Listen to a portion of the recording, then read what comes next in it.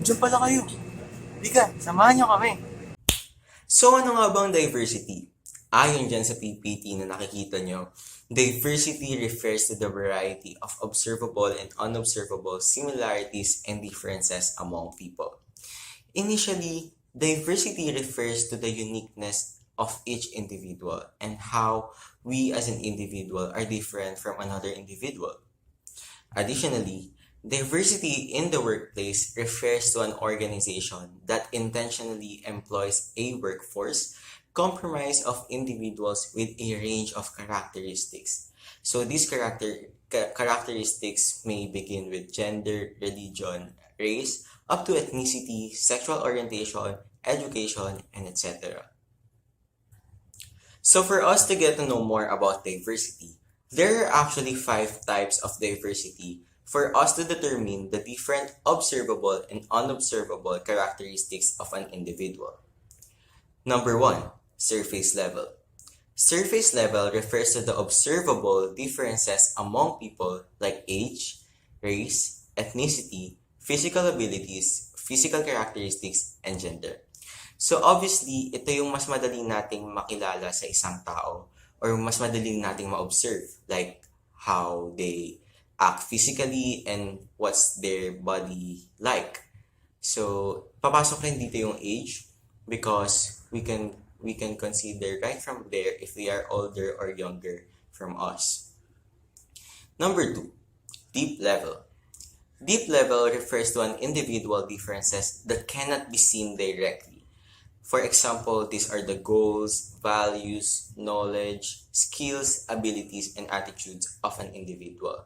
So for us to determine the deep level, we may consider getting to know the person first because as we can see, the surface level dun lang papasok yung physical attributes niya. But on the deep level, it is more about their beliefs and goals as a person. So, before we dig deep on the deep level type of diversity, we must get to know the person first. Number three, separation. Separation refers to the differences in position or opinion among group members reflecting disagreement or opposition. So dito na papasok si organization.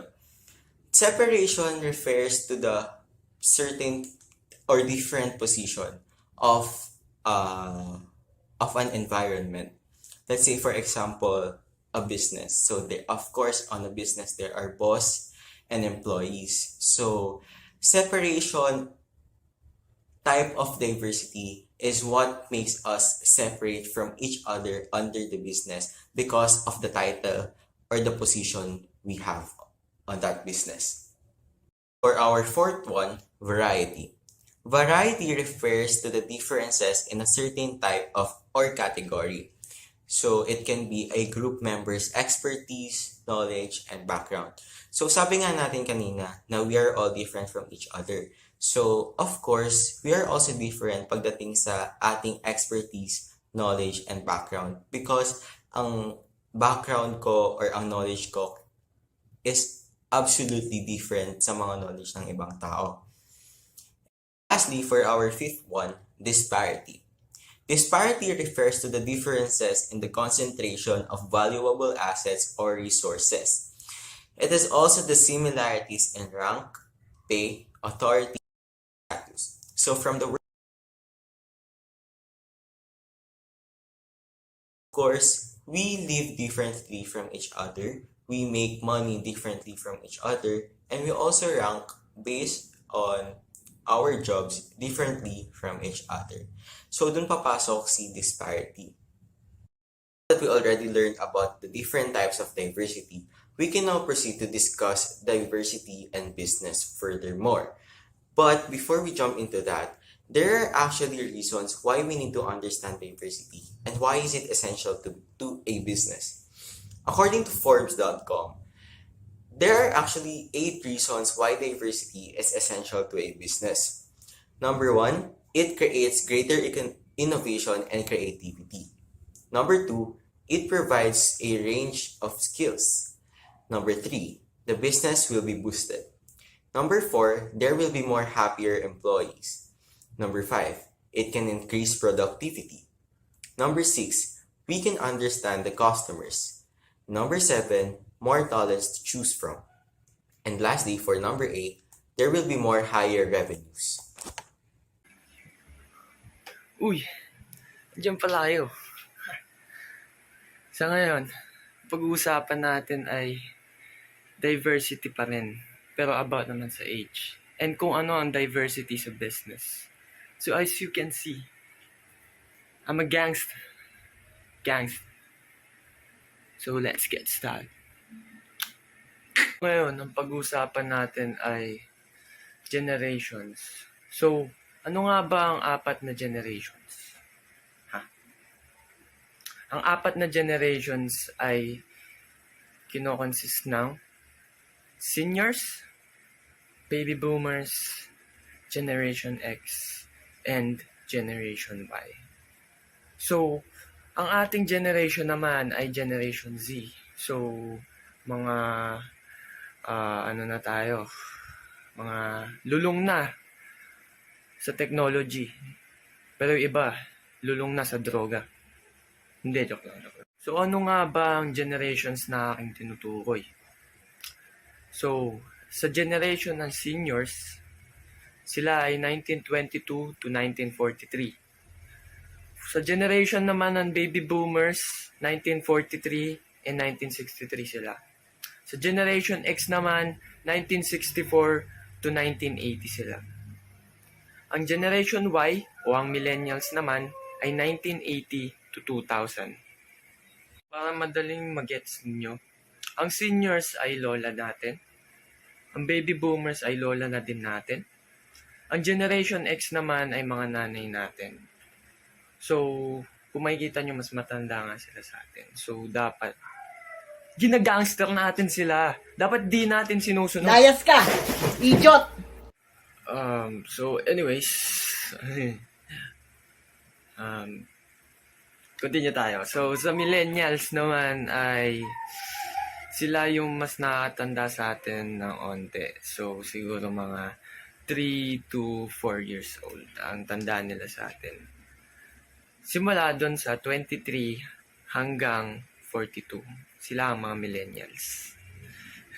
So, pumunta tayo sa organization. Sa organization, maraming iba't ibang age group dyan. So, may matanda and may bata tayong katrabaho. So, importante na hindi natin binibase yung performance nila sa kanilang edad. So, maybe, tayong mga bata is mas magaling tayo sa technology kasi nga, we are born with it. So, dapat alam din natin yung mga pasikot-sikot sa technology. And yung mga matatanda naman is sanay sila sa mga mano-mano. So, hindi nila masyadong gamay yung technology. So, dapat di natin dinidiscriminate and dapat ay tinutulungan natin sila. Diversity also fosters greater creativity. So, pumunta tayo sa usaping diversity. Diversity also fosters greater creativity and innovation. So sa diversity, so the word itself, diverse nga, diversity. So marami tayong pinagkaiba-iba, so marami tayong differences between other people and sa sarili natin.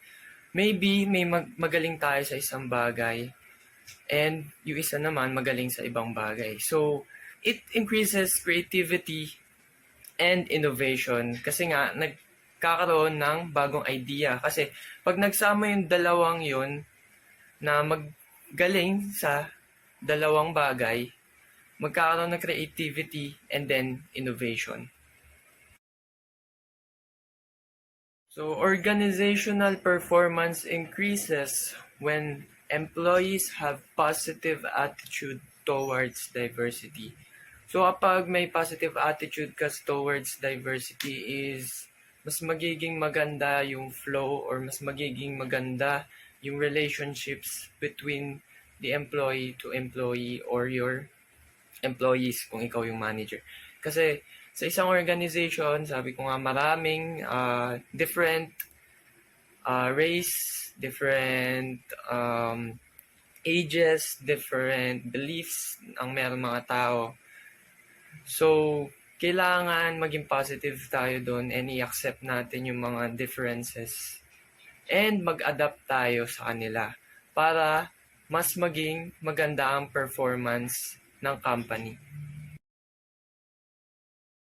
Culturally diverse teams make better decisions over time than homogeneous ones. Ang sinasabi lang dito is culturally diverse. So maraming culture or maraming nakasanayan or iba-iba sila ng mga beliefs, norms, and cultures, gano'n. And they make better decisions daw more than homogeneous ones. Kasi kapag pareho lang kayo, parang wala naman creativity and innovations doon. So, pare-parehas lang kayo ng idea or pare-parehas lang kayo ng ginagawa or pare-parehas lang kayo ng attributes. So, same lang din ang magiging performance na magiging output nyo. Ang input din dapat ay iba-iba din. So, iba-iba din dapat ang opinion. So, para maging iba ang output is magiging iba-iba dapat ang input. So, iba-ibang tao, different opinions and different ideas dapat para maka-create ng best decision or best option in the end. Women in top-level management results in more innovation. Organization, hindi lang naman lalaki ang nagli-lead dyan. Meron din mga babae. Kasi ngayon, marami ng mga babae na nagli-lead ng organization in top-level management. Hindi katulad dati na nadi-discriminate sila dahil sa kanilang pagkababae. So, ngayon, dapat hindi natin tinitingnan yung gender or yung sex ng tao sa kanilang performance. Kasi, discrimination yun. So, we have to see everyone potential. Kasi everyone needs to have an opportunity to show themselves that they are good at their work. We have to give or we have to be equal. We need to have equal rights, equal opportunities, and we have to respect also the differences in an organization. So, meron tayong batas about sa discrimination. So, ang batas na ito is Title 7 of the Civil Rights Act of 1964. It prohibits employment discrimination based on race, color, religion, sex, or national origin. So, kapag nag-discriminate ka, ito yung pwedeng ikaso sa'yo. Or ito yung pwedeng maging base na pwede kang makulong or mag-fine sa company. Punta naman tayo sa barriers to inclusion. Number 1 is the like me bias. People prefer to associate with others they perceive to be like themselves. So, ganito lang ang simple explanation yan. Kunwari, nakakita ka ng taong naka-sunglass. And then, naka-sunglass din siya. So, kung maangas ka, isipin mo din maangas din yung nakita mong yun. So, yun yung like me bias. So, parang magka-same kayo. So, isa pang example is, may nakita kang taong may tattoo. So, may tattoo ka din. Kapag may tattoo ka din, and then maangas ka, so, yung isipin mo, yung tao na yon is maangas din. Hence, the term like me bias. So, in organization, kapag pinag-usapan natin yan sa organization, example natin is employer. Kapag yung nag-i-interview sa'yo is kasi mo rin ng place of origin or place or same kayo ng characteristics. So, magkakaroon ng bias yun and iisipin ng employer is magkasing katulad sila. Pangalawa naman is stereotypes. A belief about an individual or a group based on the idea that everyone in a particular group will behave the same way or have the same characteristics. So sa stereotypes is, for example, kapag lalaki, dapat daw ay maikli yung buhok or maikli yung mga kuko. Tapos sa mga babae naman dati, ang stereotype is dapat nasa bahay lang sila and gumagawa sila ng mga gawaing bahay. So, in an organization naman, ang stereotype is about sa diversity or yung pagkakaiba-iba ng mga tao in terms of ethnicity, in terms of cultural background and age, gender, sex. May mga stereotypes din na nag-occur dyan. Pangatlo naman is yung prejudice. Outright bigotry or intolerance for other groups. So, ang prejudice naman in simple terms is panlalait or insults or harassment to other people without any knowledge doon sa mga sinasabi nila or sa mga ginagawa nila. Usually atake ito directly at their race, gender, nationality, ethnicity, sex, social economic status, gender, religion, and etc. Personal ang inaatake dito. Personality and personal life ng person. Perceived threat of loss. If some employees perceive a direct threat to their own career opportunities, they may feel that they need to protect their own prospects by impeding diversity efforts. Ethnocentrism. It is the belief that one's own language, native country, and cultural rules and norms are superior to all others. So dito, ang idea lang nito is superior yung ethnicity niya. So, ang origin niya is superior daw. So, kumbaga kapag US, dinidiscriminate niya ang mga Filipino workers dahil nga mas superior ang kanilang bansa or mas superior ang kanilang culture doon kaysa sa Pilipinas. Yun ang paniniwala ng iba sa US, kaya nagkakaroon din ng discrimination about the Filipino workers na nagtatrabaho doon ng marangal at maayos. Unequal access to organizational networks. Women and minorities are often excluded from organizational networks, which can be important to job performance, mentoring opportunities, and being seen as a candidate for promotion. So, unequal access to organizational networks is yung in-example ko kanina na about sa woman in an organization.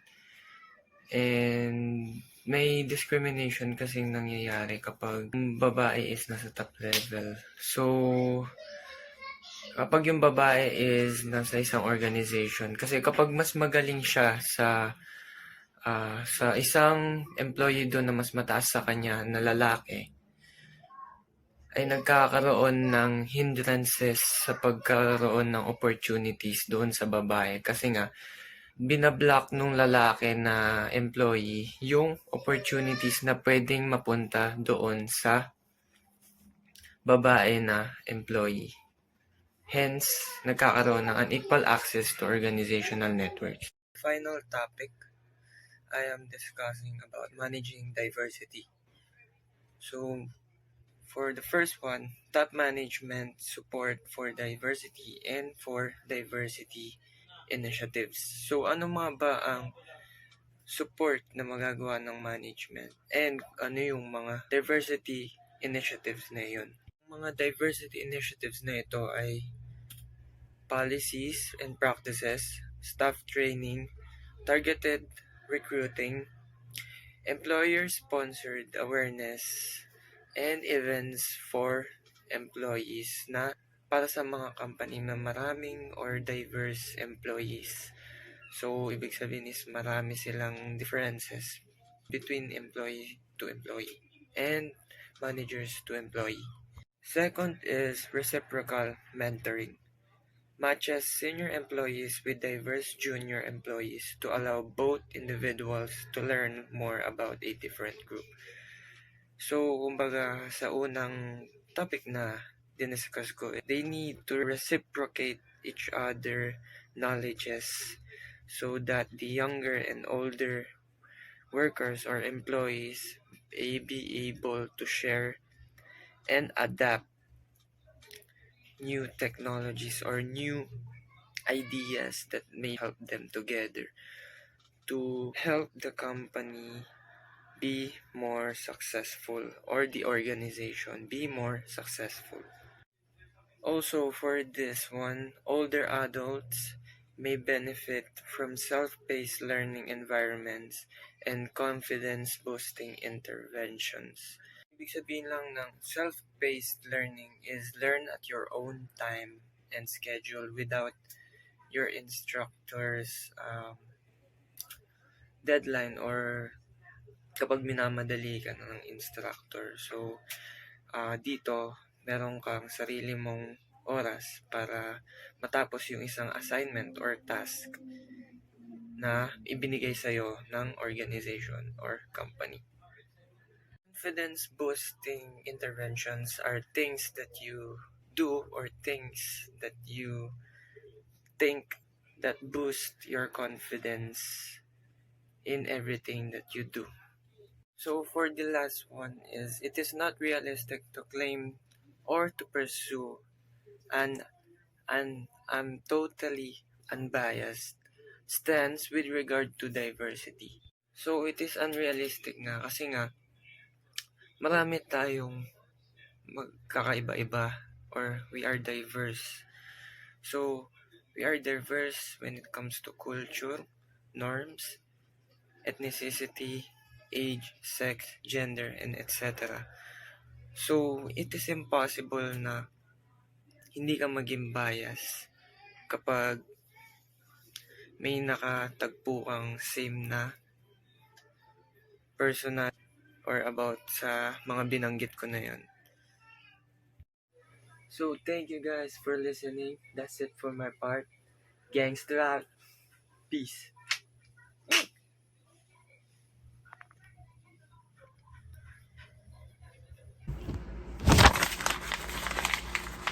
Ay. Sit up. Chair. Ay ko. Ano pang kulang? Coffee. Wait lang. Ay ko. Coffee. Ang pait. Ano pa? Coffee. Sit up. Shades. May shades tayo syempre. Para maangas tingnan. Shades.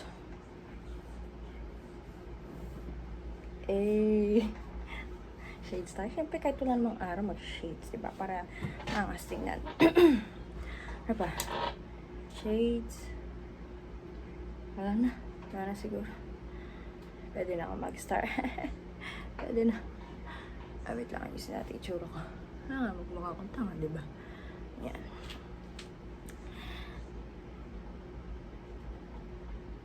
Nag-start na pala mag-record. Ano to? Nag-start na mag-record?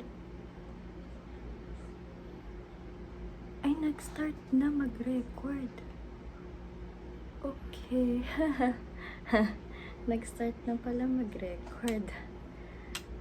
Paano yun? Napupunin yung storage ko eh.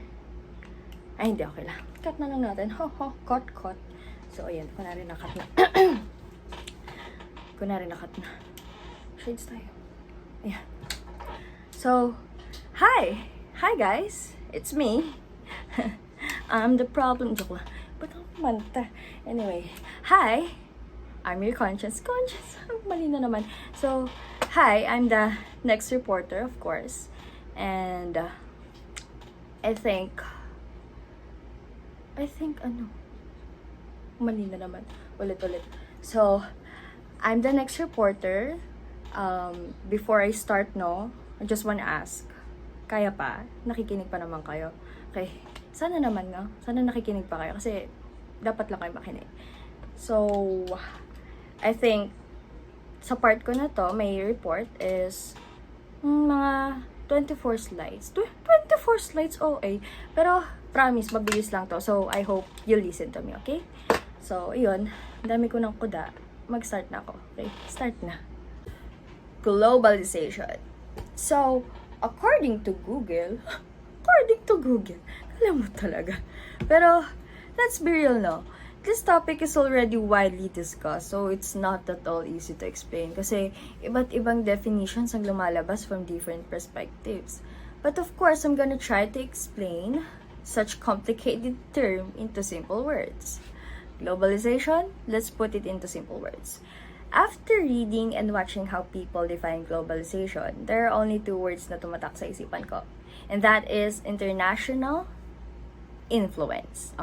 Take note of that, Globalization is international influence. Why? Every aspect of our life is impacted by globalization, including the things we buy, the food we consume, and how we even communicate, diba? That's it. Kapag pinadefine sa inyo, just remember the two words, international influence. Tapos nagdagan nyo na lang, diba? And kapag globalization and business, well, it represents the global integration of international trade, investment, information technology, and cultures. Ano nga ba tong factors increasing globalization? The expansion of transportation and communication network is made possible by technological advancements, enabling faster and less complicated information and goods interchange between individuals living in different nations. As nations actively trade goods with one another, and as the world becomes more interconnected, more individuals have access to more affordable things. It provides excellent work chances for everyone. So, madaling salita, employment opportunities. And by taking advantage of such chances, a nation's economy grows and develops. And now, let's talk about cultural competence. So, of course, define muna natin culture. Mabilis lang naman. So, culture refers to a set of beliefs, practices, and values that are learned and shared.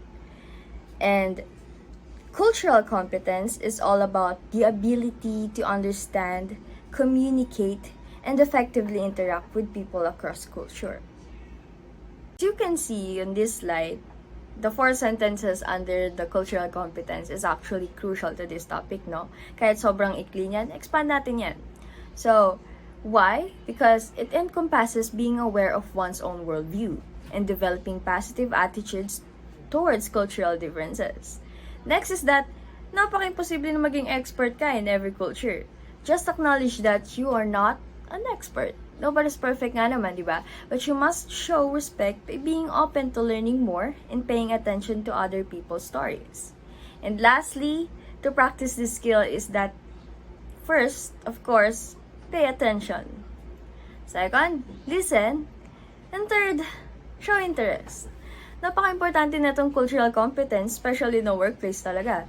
Because without it, our opportunity to build relationships with others or to our coworkers are impossible.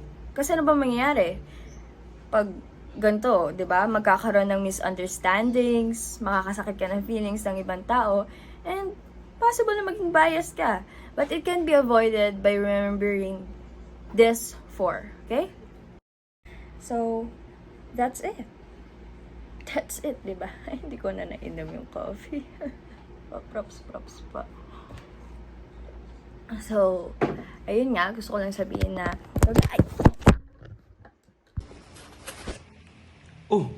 Andiyan pala kayo? Hofstede's primary dimension, individualism. Individualism is to exist the extent that people in a culture define themselves primarily as individual rather than as a part of one or more groups or organization. Example is when you are not afraid to experiment. Individualism is like being independent human. Collectivism. Collectivism is characterized by tight social framework in which people tend to base their identities on the group or organization to which they belong. Example nito is family. A family is a typical illustration of a collectivist society. Families often to cooperate to prosper. Parents do not just take care of themselves, they take care of the whole family. Power distance. Power distance is to extend to which people accept as a normal or an unequal distribution of power. Example is comparing income inequality. One example of power distance in social research is comparing income inequality. In some places, the power distance in income inequality is low. This means that there is a small spread between the richest and the poorest people in society. Austria is an example of low power distance country on this measure. Uncertainty avoidance. The extent to which people feel threatened by unknown situation and prepared to be in clear and ambiguous situation. Example is being loyal, loyalty, risk tolerance. Uncertainty avoidance is the level of stress that an organization, society, or culture experiences when faced with uncertainty and ambiguity. This is commonly used to model the character of the nation or organization. Masculinity.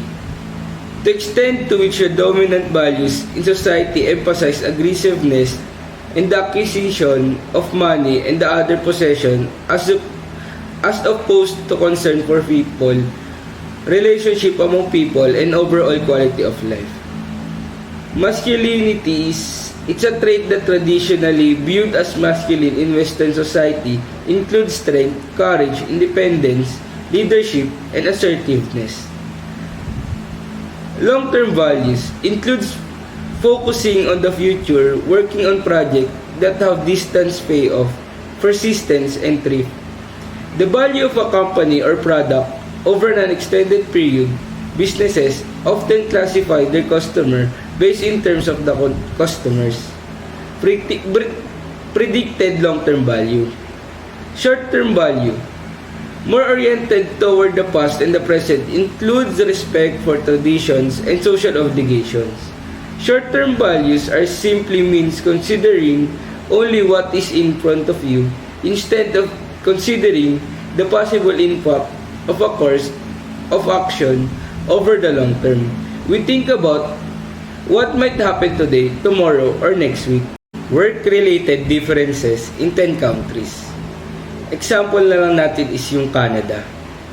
Sa Canada, individualism nila is high. Power distance is moderate. Uncertainty avoidance is moderate lang din. Masculinity, moderate. Long-term orientation is low. Globalization and business. Global perspective, a willingness to be open and to learn from the alternative system and meaning of other people and culture. And a capacity to avoid assuming that people from everywhere are the same. Global perspective is a view on an issue that either has global influence or considers the nature of the issue globally. A global perspective is seeing and understanding how any situation impacts or relates to the people around the world.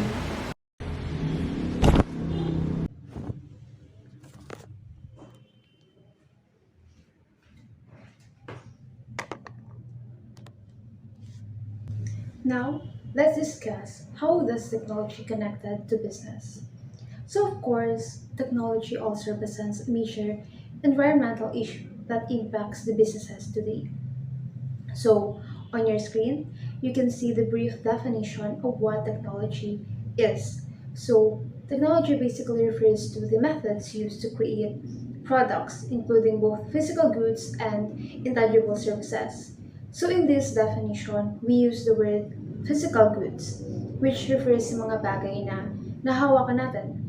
For example, yung mga bigas, tumbler, laptops, etc. So, on the other hand naman, we call it intangible services kasi hindi naman natin nahawakan yung mga services, right? Ginagawa natin to, or tayo yung ginagawa nito. For instance, sa financial consulting services, yung need natin is yung skill and expertise or advices ng mga consulting advisor natin, di ba? Wala tayong mahahawakan doon or hindi siya nagpo-produce ng tangible goods or products. There are 3 specific areas of technology that are worth noting here or sharing with you. So the first one is the shift toward the service-based economy. So first economy can be conceived as a process that transforms a raw material into something valuable, which can either be tangible or non-tangible. So dito kapag service-based ang economy, ang mas nagiging valuable is yung mga services. At ano ba yung mga services? Yun yung mga need ng skills, knowledge, experiences, and such. So here, people play a more crucial role than ever before. Kasi nga, dito need natin ng knowledge nila, like in terms of researching on how to even improve their technology or the technology of the company and so on and so forth. So another one is the growing use of technology for competitive advantages. So later, I'll elaborate this idea or area, but this statement just basically denotes that technology has an advantage in a competitive environment. So the next one is the mushrooming change in information technology. So ano mo muna yung mushroom? Di ba mabilis sila mag-grow or kung saan sila nag-grow? And ang inaano lang nito is yung technology. Ganun din sa technology sa environment. It rapidly changes or grows our knowledge sa society. It mushrooming change in information technology. So manufacturing is a form of business that combines and transforms resources into tangible outcomes that are then sold to others. So for example, bakeries. Di ba in bakeries, they combine wheat, flour, sugar, etc. to produce a freshly new baked bread. So yon ang example ng manufacturing. So parang they combine things to create a new product. So for the next one, service organization, it is the one that transforms resources into an intangible output and creates time or place utility for its customers. So for instance, just like what I have said a while ago, yung financial consulting services, a consultant makes financial advices or solutions to present to his or her clients. So that is an intangible outcome and an example of service. So technology and competition. So a while ago, I introduced to you guys the 3 specific areas of technology, and one of them is the growing use of technology for competitive advantages. So syempre, in the market, if ang majority ng mga company doon are using the traditional methods or machines, and then there is this one company that is using an advanced technological tools. So, para sa inyo or sa tingin nyo, sino ang mas may advantage sa market? Di ba yung company na may advanced technology kasi they can produce more products, more outputs with the same quality. So, sa company na yun, they treated technology as like a sort of investment. Bakit? Kasi they will save more money and more energy. Hindi na nila need ng gaano karaming employee if they have an advanced machine. So, here naman sa coping with decreasing cycle times. So, ano ba yung cycle times? So, it basically refers sa yung amount of working time na a person or a team spends to produce an output. For example, making deliveries. Di ba before, yung wala pang mga Lalamove, Grab, Mr. Speedy, and such, di ba we weren't able to get the things that we want, or yung, for example, yung mga kine-craves natin agad-agad. Kasi we have to tayo pa talaga yung pupunta sa store or ang hassle nung process. So, let's move on to the information, technology, and social media. So, of course, they have both advantages and disadvantages. So, lahat naman ng bagay sa mundo may advantages and disadvantages.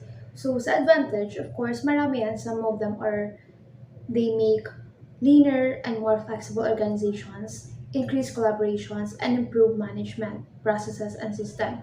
So right now, di ba, we have our smartphones or our gadgets, iPads, social media platforms, and such to make our communication much easier.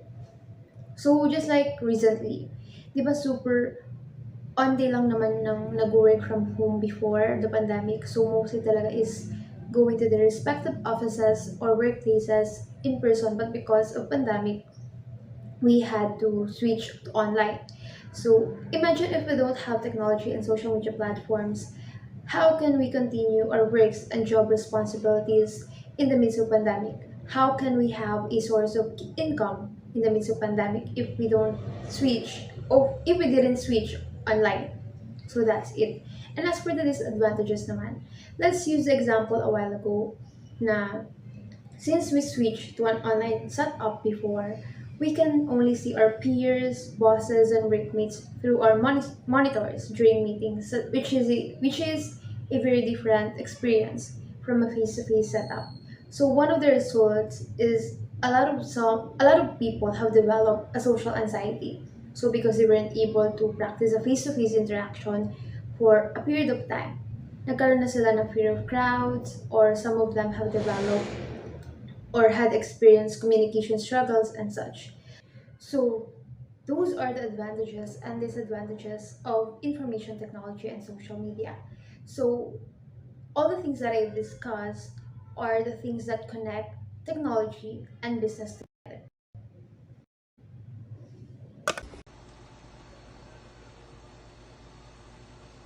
Now, let us talk about ethics and corporate governance.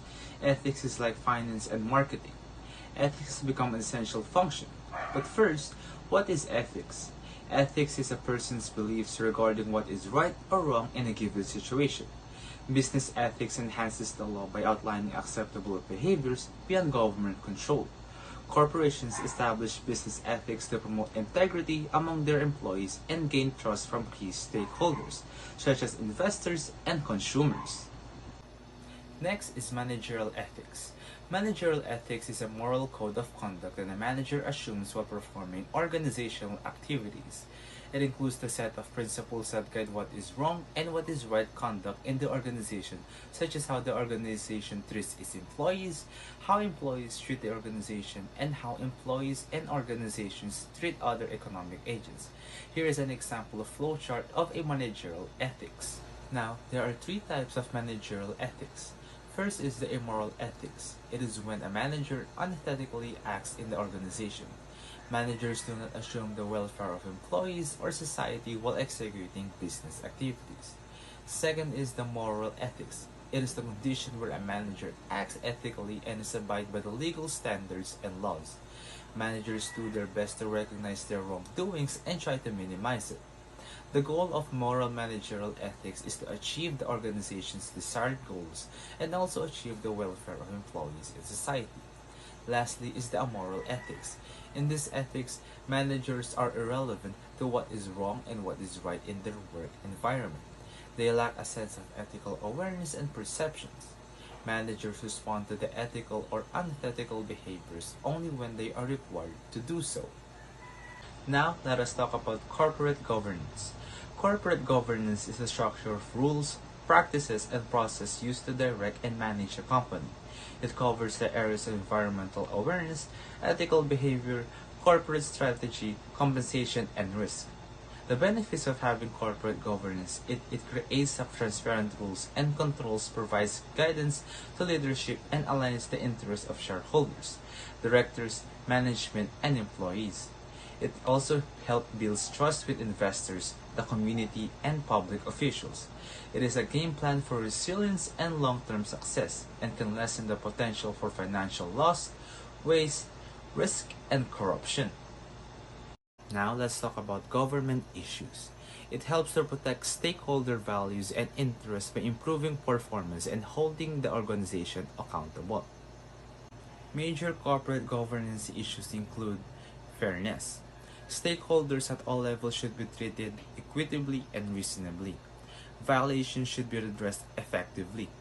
Second is transparency. The organization should not keep the secrets. Outsiders should be able to observe the organization's transactions and processes. Third is leadership. Corporate governance oversees key strategies and leads a culture to help the business perform at its best. Fourth is stakeholder engagement. It is ensuring that significant stakeholders are engaging with the business to position the business for the best possible outcome. Fourth is accountability. Owning and embracing strategies as well as the tasks needed to achieve the organization's long-term goals. Now let us discuss ethical issues in information technology. Ethical issues are how we treat others, use information, engage with employees, manage resources, approach sustainability, and impact the world around us all affect how we view the companies. The inappropriate treatment of people and the communities we live in are often the subject of scrutiny and can signal the difference between business success or failure. It specifies the components that are used to store, fetch, and manipulate the information at the minimum level, with the server having an operating system. It is necessary to have knowledge of security issues, privacy issues, and the main negative impacts of IT. Here are some ethical issues faced by information technology. First is the personal privacy. It is an important aspect of ethical issues. Information technology facilitates the users having their own hardware, operating system, and software tools to access the servers that are connected to each other and to the users by a network. It is a major challenge for information technology, society, and organizations to maintain the privacy and integrity of the data. Second are the patents. It is more difficult to deal with these types of ethical issues. A patent can preserve the unique and secret aspects of an idea. Obtaining a patent is very difficult as compared to obtaining a copyright. The patent holder has to reveal the full details of a program to a proficient programmer for building a program. Third are the trade secrets. It is also a significant ethical issue in information technology. A trade secret secures something of value and usefulness. This law protects the private aspects of ideas which are known only to the discoverer or his confidants. The application of trade secret law is very broad in the computer range, where even a slight head start in the advancement of software or hardware can provide a significant competitive influence. Lastly is piracy. It is an activity in which the creation of a legal copy of the software is made. It is entirely up to the owner of the software as to whether or not users can make up backup copies of their software. As laws made for copyright protection are evolving, also legislations that would stop unauthorized duplication of software is in consideration. Lastly is social responsibility. It is known as corporate social responsibility or CSR. It means that individuals and companies must act in their best interest of their environment and society as a whole. It has become increasingly important to investors and consumers who seek investments that not only are profitable but also contribute to the welfare of society and to the environment. It can also boost company morale, especially when a company can engage employees with its social causes.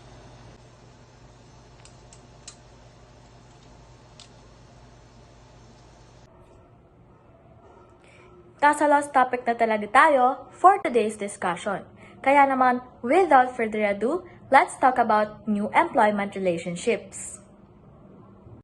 New employment relationships is one of the significant and final areas of environmental change that is especially relevant for today's businesses. Employees traditionally add value to the organization because of what they have contributed to the company or due to their experience within their field of expertise. However, in today's information age, employees who add value simply because of what they know is often referred to as knowledge workers. It is important for the organization to take note that how you manage this type of employees is viewed as one of the major factors that determines which firms will be successful in the future. They tend to work in high technology firms and are usually experts in some abstract knowledge base. Knowledge workers include computer scientists, physical scientists, engineers, product designers, and video game developers. Most knowledge workers believe that they usually identify more strongly with their profession than with any organization, even to the extent of defining performance primarily in terms recognized by other members of their profession. As the importance of information-driven jobs grows, the need for knowledge workers will grow as well. Knowledge worker employment issues. As good as these types of employees can be for you to hire them in your organization, these employees actually require extensive and highly specialized training. And hey, not everyone is willing to make the human capital investments necessary to move into these jobs.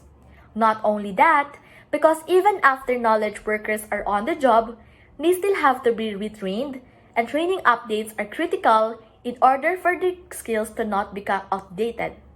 Super hassle palang mag-hire ng knowledge workers. Kasi naman, failure to update their required skills will not only result in the organization losing competitive advantage, but it will also increase the chance that the employee will find another firm that is more committed to updating those skills.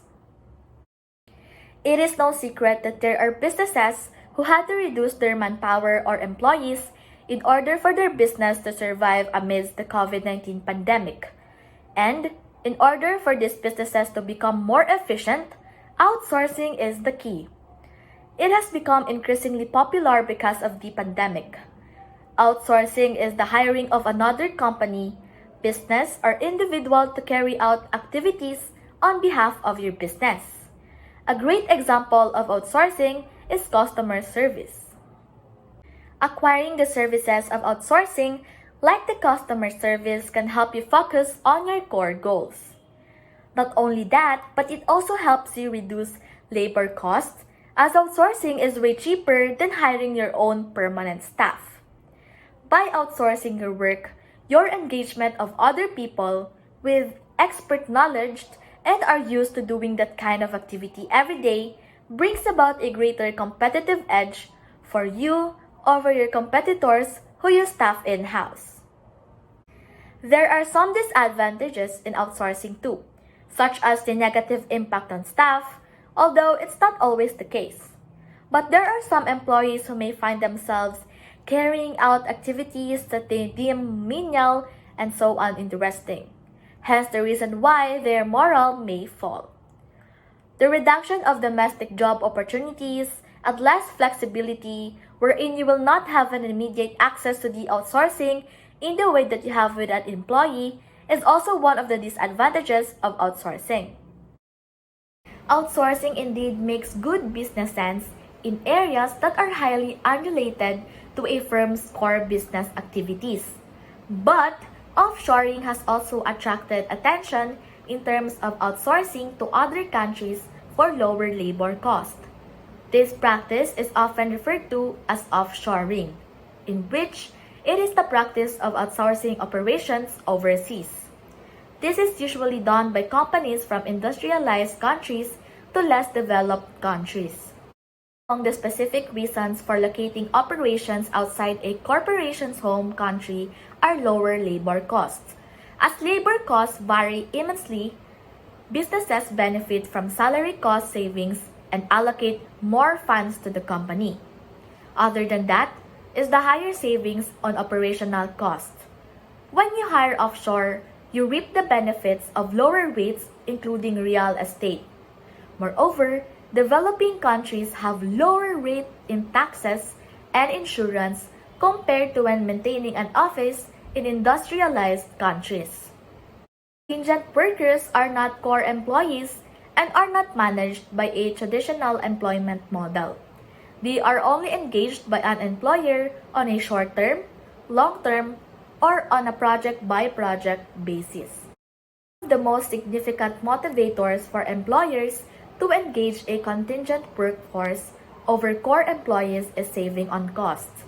They are not required to pay independent contractors for breaks or non-productive labor and are also not entitled to the same type of benefits afforded by core employers such as health insurance and holiday pay.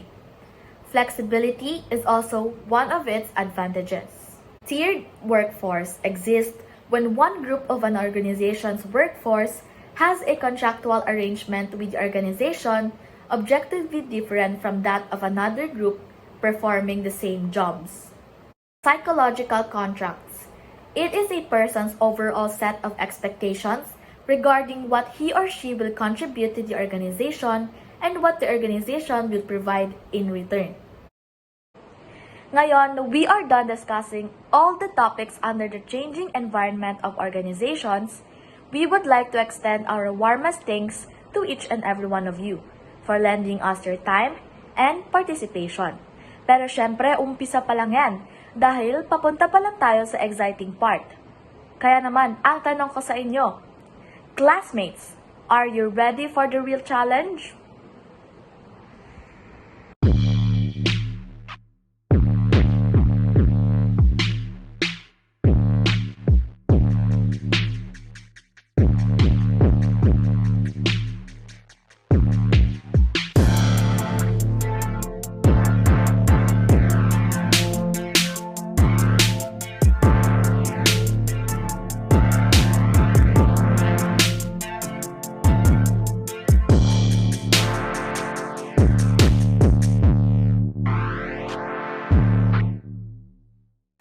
Wait lang.